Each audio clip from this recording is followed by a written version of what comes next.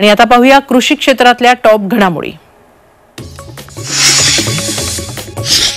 खरीप हंगामातील तूर राज्यातील विविध बाजार समित्यांमध्ये विक्रीसाठी दाखल झाली आहे। विक्री हंगामाच्या सुरुवातीला तूर डाळ 10,000 प्रति क्विंटलवर गेली आहे। दर टिकून राहण्याचा आणि चांगल्या तुरीचे दर 11,000 रुपयांवर जाण्याचा अंदाज वर्तवण्यात येतोय। कांद्याच्या भावात घसरण झाल्याने शेतकरी संतप्त झाले। शेतकऱ्यांनी लासलगाव बाजार समितीतील कांद्याचे लिलाव बंद पाडलेत। कांदा उत्पादक शेतकरी संघटनेच्या नेतृत्वाखाली धरणं आंदोलन करण्यात येत असून निर्यात बंदी उठवण्याची मागणी शेतकरी करतायत।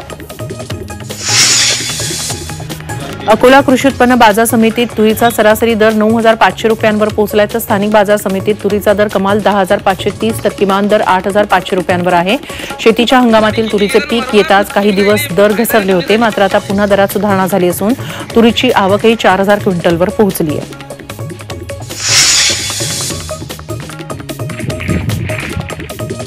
वाशिम जिल्ह्यात अनेक शेतकऱ्यांनी बिजवई कांद्याची लागवड केली आहे। सुदर्शन दुबळगुंडे या शेतकऱ्यानं तब्बल 6 एकर क्षेत्रात बिजवई कांद्याची लागवड केली आहे।